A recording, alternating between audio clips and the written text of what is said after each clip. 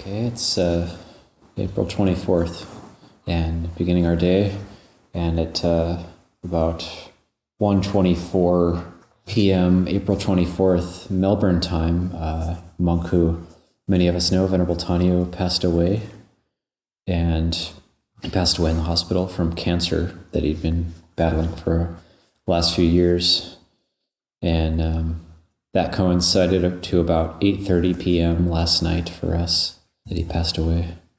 So I just wanted to talk about him a little bit because I knew him fairly well, and he was a very good monk. This was his third ordination. I was actually at his first ordination. It was the first time I ever went to Thailand, and I remember I'd been in Thailand for about 6 days, still experiencing jet lag, and went to his ordination at Wat Nong Papong. It's Venerable Ṭhāniyo, Analio, Kachano, Kumaro, Katapunyo, a group of 5.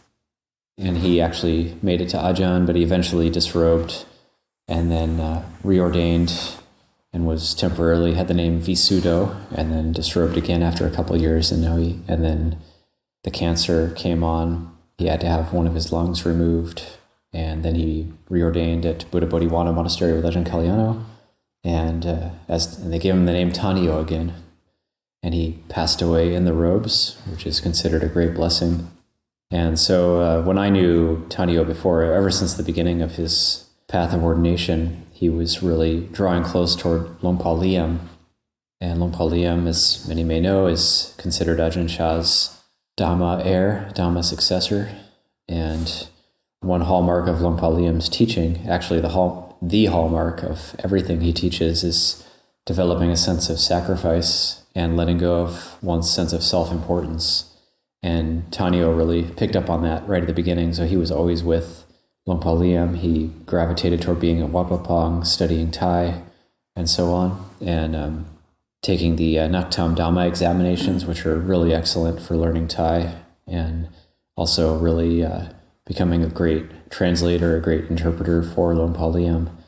And I was quite sad that I didn't get to talk with him before he passed away. I was a little bit shocked that it happened so quickly, because he was receiving an immunotherapy in the hospital, and I just received his contact info and was texting with him. And a few days ago, I texted him to say, could we talk at some point? I'd like to maybe get some advice about how to translate for Longpa Liem.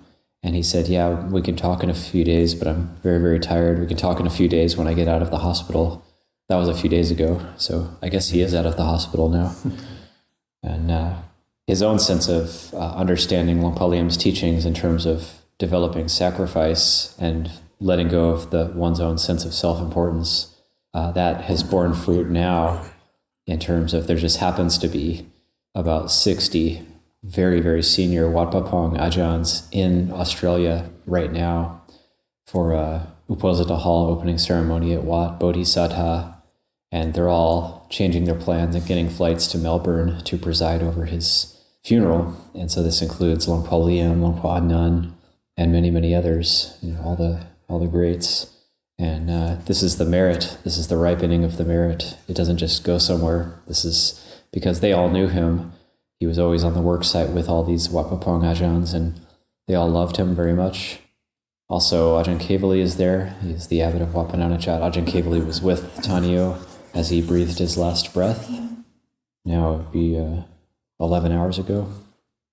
And so actually they just did the funeral chanting at Wat Buddha Bodhisattva. There's only really a few of them there because so many were joining this Uposatha Hall ceremony in Sydney, another part of the country.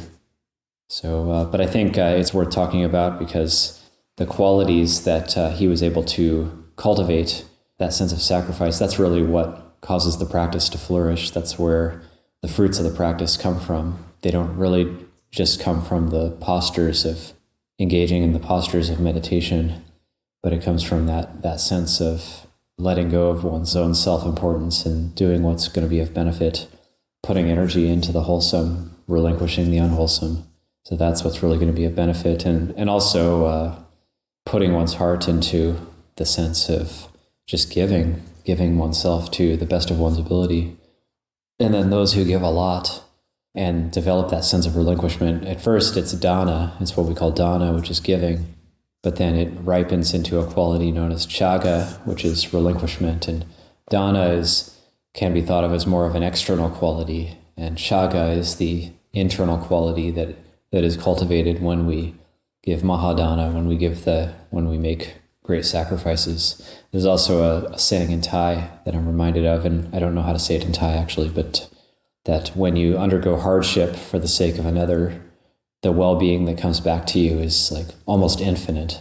And that also goes together with the teaching of the Buddha, that if you knew as I do the benefits of generosity, you wouldn't let a single opportunity go by to be generous, that you would always be looking for opportunities to be generous. So that's really Longpa Liam, that's really the hallmark of his teaching. And if you make the merit and you practice with a sense of sacrifice, then really the fruits can't not arise. The fruits can't not arise because that's a natural result of being that way.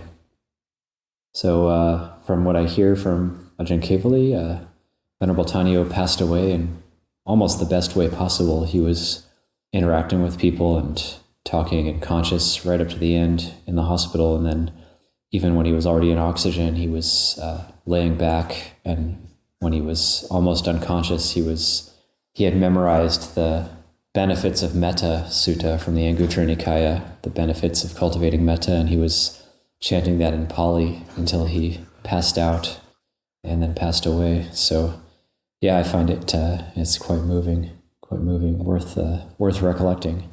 So he will definitely be missed. I feel very sad that he's gone. I think he was only 50 or something, maybe not even quite 50 years old. But yeah, he's had a long and difficult journey, and wish him well, wish him all the best. He's being sent off by 60 Kruba Ajahns, so I can't imagine a better send-off. So anyway, I'll just leave that as a recollection this morning.